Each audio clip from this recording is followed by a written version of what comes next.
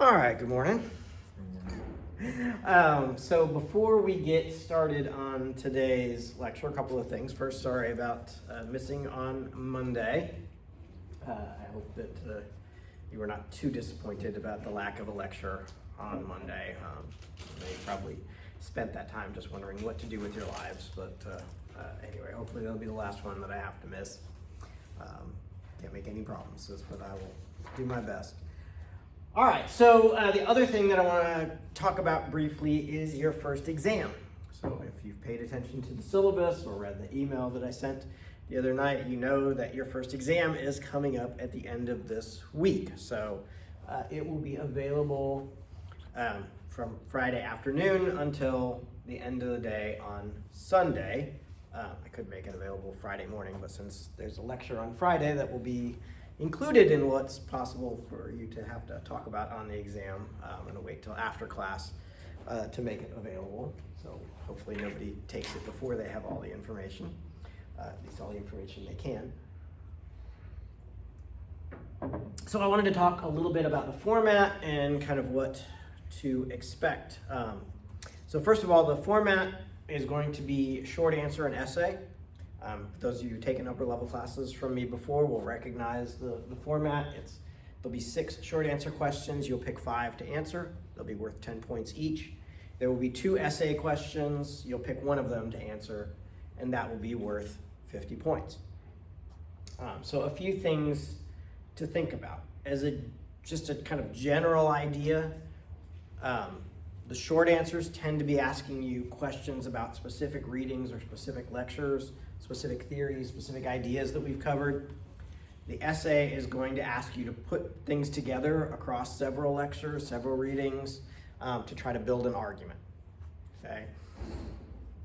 Notice that the short answer are 10 points each. The essay is 50 points. So you should spend about half of the time writing the essay. Right. That's half of your total points.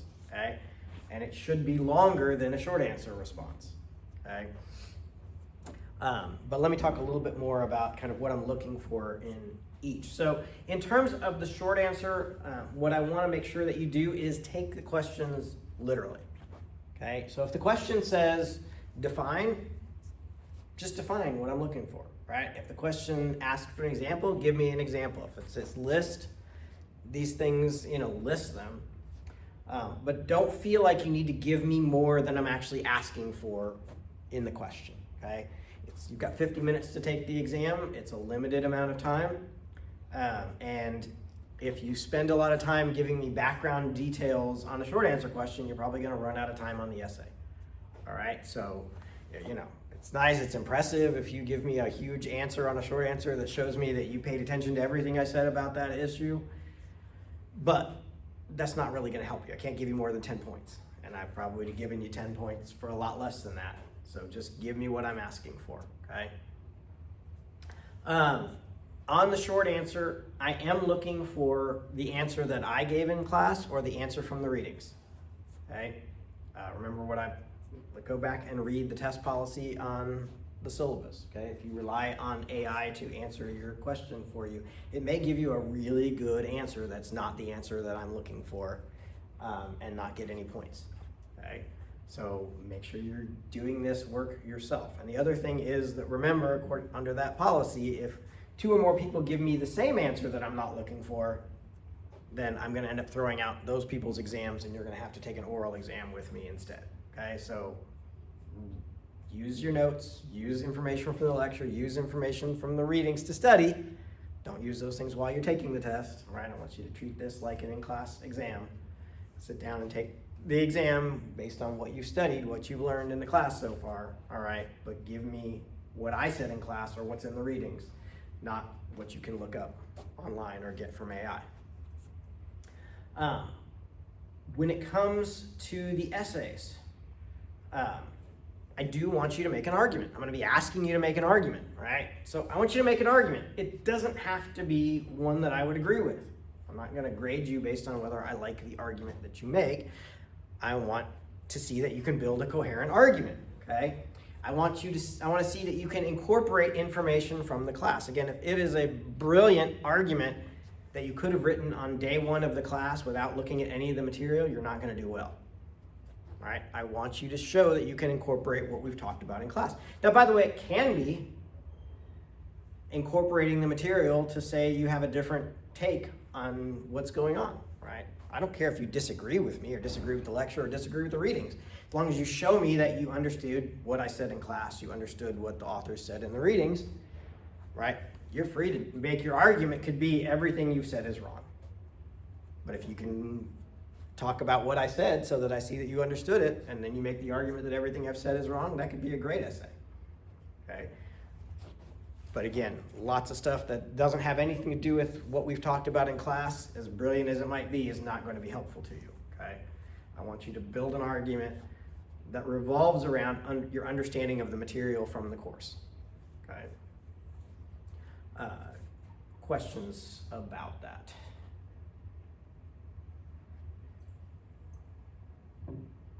Okay, well again, it's going to be due by 11:59 p.m. Or you have to start taking it by 11:59 p.m. on Sunday. You can start it at 11:59. You still have the full 50 minutes, even if you start then. But you have to start it by then, okay? If something happens, you get sick this weekend, you have a family emergency, whatever, and you cannot take the exam, email me. Don't, wait and hope that when I come in on Monday morning and look and see that, oh, you didn't take the exam, that it's all gonna be okay, all right? I mean, I'm a reasonable guy and I'm willing to work with you if there are circumstances, but, really is on you to initiate that and tell me, hey, sorry, this came up. If, by the way, you're taking the exam and you have technical issues, right? Your computer crashes, your internet goes out, Blackboard stops working for some inexplicable reason, then you should email me that right then, okay? That puts a timestamp on it, and I can see in Blackboard where you were and what you've done so far and how long you've been in the exam and all of those things, and then I can usually reopen the exam for you or work out something for you to finish the exam, okay? So again, just communication is really important here. Okay, so let's move into the lecture for today. So we've been talking about information in terms of uncertainty, and now I want to think about gathering and using intelligence, okay? Which is certainly very connected to what we've been talking about, okay? But it's kind of a more specific focus. So we often think about intelligence gathering as, something having to do with national security, right? We're gathering information on what a foreign government or a foreign entity of some sort is doing, right?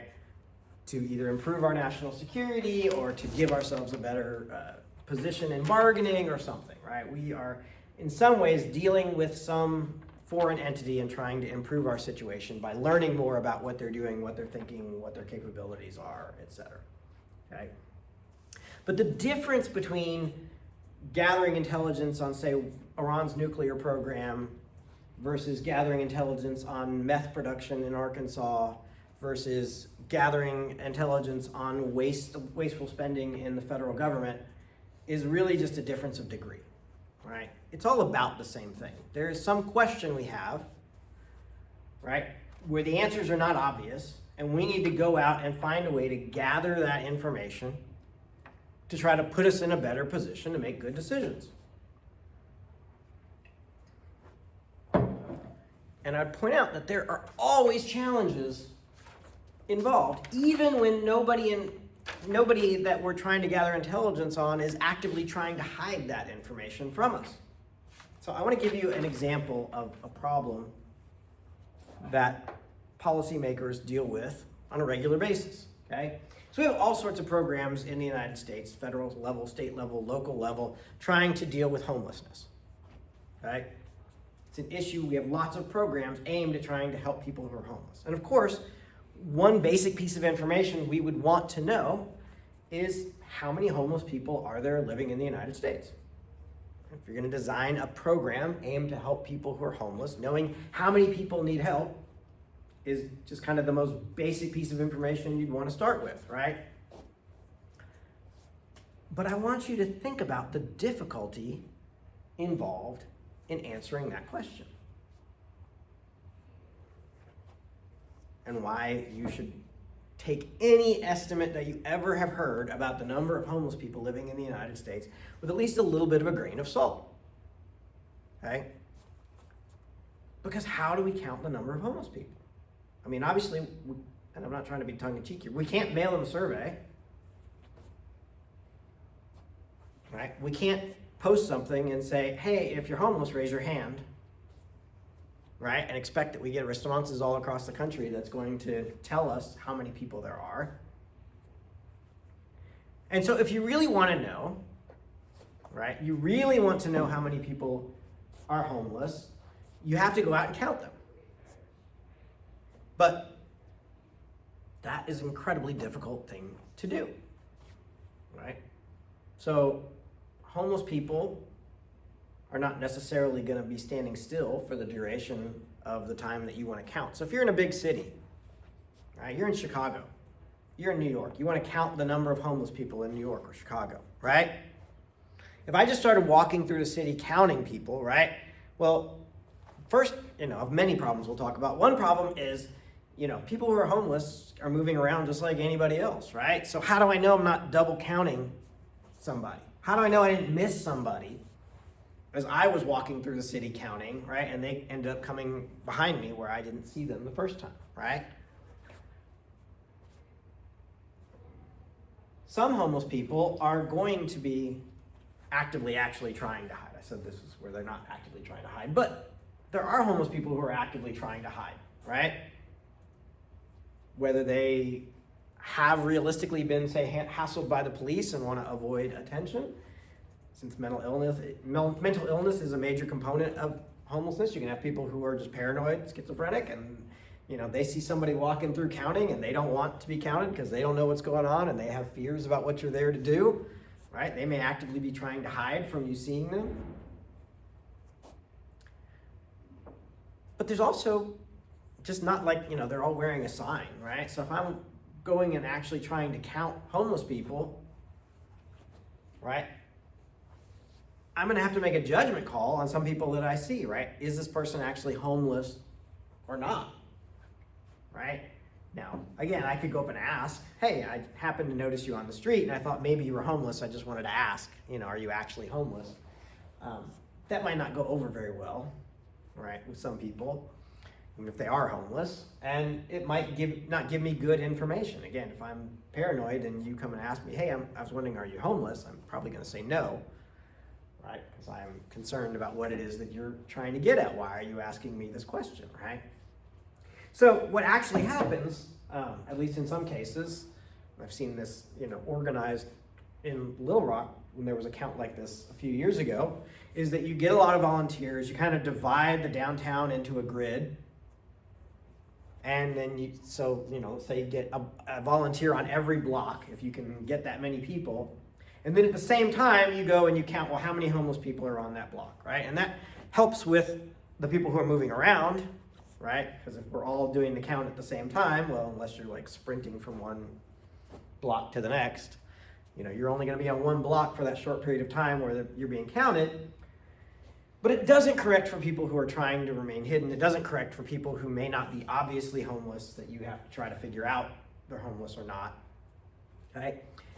And it generally only can count people in a very narrow geographic range, right? So Little Rock, if you just count the downtown, you're certainly going to get, even if you got a completely accurate count of the number of homeless people who are in downtown Little Rock at this moment, you're clearly missing a lot of people, right? As you drive around other parts of the city, you come across people who are on street corners asking for assistance, right, all the time, who are not in downtown Little Rock, okay?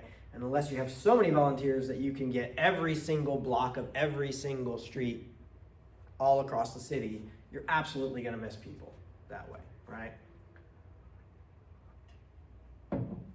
So you can do everything that's within your power and still end up missing important parts of the equation, right?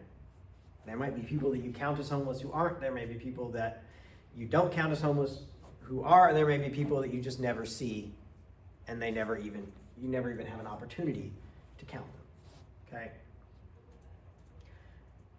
And again, that's something that for the most part, is far simpler than trying to find out, for example, what some foreign government's secret military program is doing. Okay. All right, let me pause for a minute and then we'll start back up.